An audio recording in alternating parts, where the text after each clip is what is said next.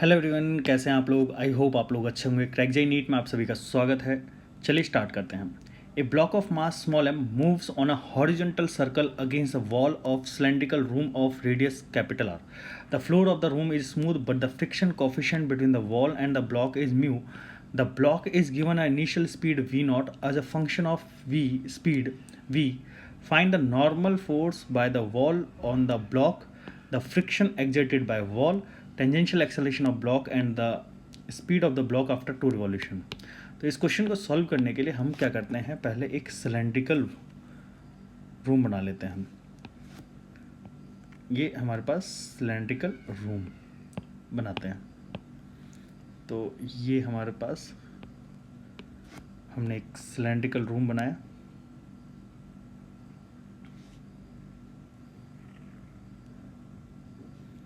ठीक, जिसका सेंटर जो है वो कुछ ये होगा, इसका सेंटर. क्लियर.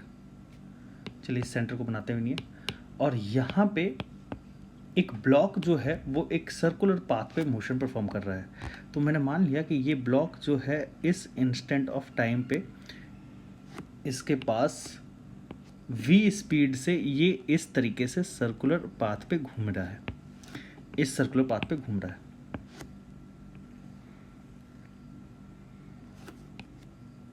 ये कुछ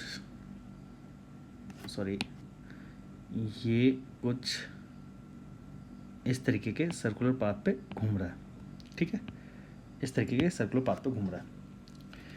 तो अब यहाँ पे एक इस ब्लॉक को सर्कुलर पाथ पे घूमने के लिए एक सेंट्रीपिटल फोर्स की रिक्वायरमेंट होगी. और वो सेंट्रीपिटल फोर्स कौन प्रोवाइड करेगा? यहाँ पे इसको एक नॉर्मल फोर्स प्रोवाइड करेगा. ये नॉर्मल फोर्स कौन लगा रहा होगा? वॉल लगा रही होगी. और आप लोगों से क्वेश्चन में पूछा गया है find the normal force by the wall on the block. तो क्योंकि मैंने माना कि ये इस वाले पार्टिकल की speed at this situation v होगी अलोंग द सर्कुलर पाथ, तो ये जो सर्कुलर पाथ पे इसको रिक्वायर्ड सेंट्रीपिटल फोर्स होगा वो कौन प्रोवाइड कर रहा होगा? Normal reaction force. तो यहाँ पे हम बात कर रहे हैं फर्स्ट पार्ट की. Normal contact force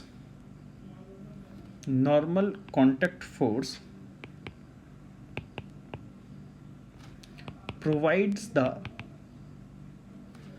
required centripetal force. तो ये रिक्वायर्ड सेंट्रीपिटल फोर्स इसको मिलेगा. और वो कौन प्रोवाइड करेगा? Normal reaction force. और हमें पता है कि जो सेंट्रीपिटल फोर्स का फॉर्मूला होता है date is equal to mv²/r. ये मैंने किसी भी इंस्टेंट ऑफ टाइम पे, एक जनरल टाइम पे v स्पीड मैंने मान ली. और वो उस इंस्टेंट पे नॉर्मल फोर्स क्या हो जाएगा? n is equal to mv²/r. Clear. अच्छा, जब ये वाला ब्लॉक इस तरीके से v स्पीड से मूव कर रहा है तो इसको, क्योंकि वॉल और ब्लॉक के बीच में एक फ्रिक्शन कोफिशिएंट परसेंट है, तो फ्रिक्शन यहाँ पे लगेगा. तो फ्रिक्शन लगने की वजह से जब ये ब्लॉक आगे की ओर रिलेटिव टेंडेंसी है, रिलेटिव मोशन है इसका आगे की ओर मोशन मूव करने का, तो इस पे बैकवर्ड डायरेक्शन में एक फ्रिक्शन लग रहा होगा. तो फ्रिक्शन की वैल्यू की बात करूँ तो मैं यहाँ पे फ्रिक्शन बना देता हूँ. यहाँ पे इस डायरेक्शन में इसके ऊपर एक फ्रिक्शन फोर्स लग रहा होगा. और इस फ्रिक्शन फोर्स की जो वैल्यू होगी वो फ्रिक्शन फोर्स की वैल्यू होगी mu into N. This is the limiting friction, है ना. क्योंकि ब्लॉक मूव कर रहा है तो यहाँ पे हम काइनेटिक फ्रिक्शन कंसिडर कर सकते हैं. This is equal to mu K into N. This is the kinetic friction. तो म्यू के की वैल्यू कितनी हो जाएगी? यहाँ पे हमने म्यू मान लिया, इसको म्यू के की वैल्यू म्यू मान लेते हैं. और एन की वैल्यू कितनी हो जाएगी? mv²/r. क्योंकि यहाँ पे म्यू कोफिशिएंट ऑफ फ्रिक्शन दे रखा है तो हम म्यू मान लेते हैं इसको. म्यू के की वैल्यू म्यू. तो ये फ्रिक्शन इसके ऊपर लग रहा होगा. जब ये ब्लॉक आगे की ओर मूव कर रहा होगा तो फ्रिक्शन इसको पीछे की ओर लग रहा होगा. और यही फ्रिक्शन फोर्स इसको रिटार्ड करने की कोशिश करेगा. तो इसी कंडीशन में ब्लॉक के ऊपर एक टेंजेंशियल एक्सेलरेशन लगेगा. और वो टेंजेंशियल एक्सेलरेशन की वैल्यू कितनी हो जाएगी? This is equal to friction is equal to mu mv². मैं यहाँ पे लिख देता हूँ mu mv²/r. That is equal to mass into tangential acceleration. Mu into mv²/r. m से m कट गया. at की वैल्यू, ये टेंजेंशियल रिटार्डेशन हो जाएगा, क्योंकि फ्रिक्शन फोर्स मोशन से अपोजिट डायरेक्शन में है। तो यहाँ पे मैं लिख सकता हूँ टेंजेंशियल रिटार्डेशन। तो this is equal to minus का हो जाएगा, क्यों? क्योंकि ये रिटार्डेशन अपोज कर रहा है ना। इसको मैं लिख सकता हूँ टेंजेंशियल रिटार्डेशन। ठीक है।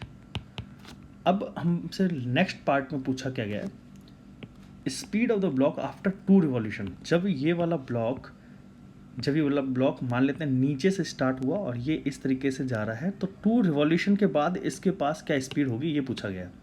और यहाँ पे आपको इनिशियली स्पीड जो गिवन दी गई है वो क्या गिवन दे रखी है, v0। Initial speed of block is v0।